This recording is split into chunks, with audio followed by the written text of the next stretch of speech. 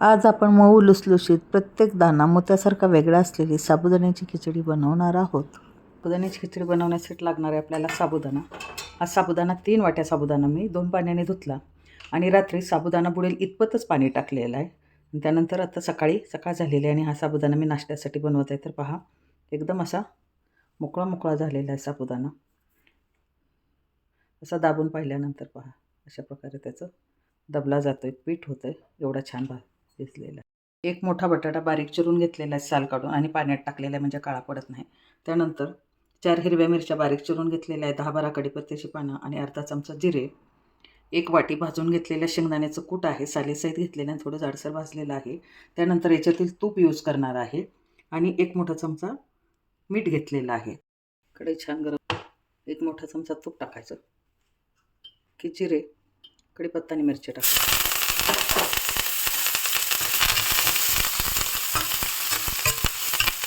त्यानंतर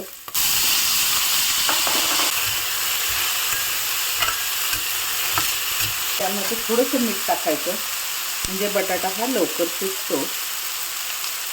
मीठ टाकलेलं आहे, पुन्हा परतायचं थोडंसं आणि 1 मिनिट भरासाठी झाकण ठेवायचं. गॅस लो करायचा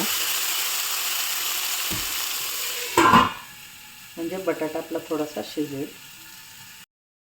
2 मिनिटानंतर उघडून बघायचं.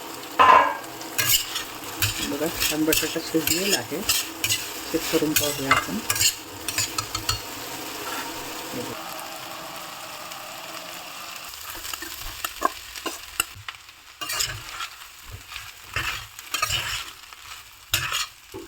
एक वाटी शेंगदाण्याचं कूट आणि 1 मोठा चमचा मीठ आहे. मीठ हे तुम्ही तुमच्या चवीनुसार कमी अधिक करायचं आहे.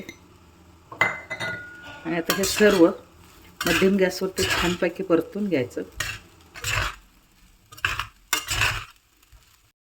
झाकण ठेवलेलं 1-2 मिनटं झाकण ठेवायचं आणि गरमागरम खिचडी तयार आहे.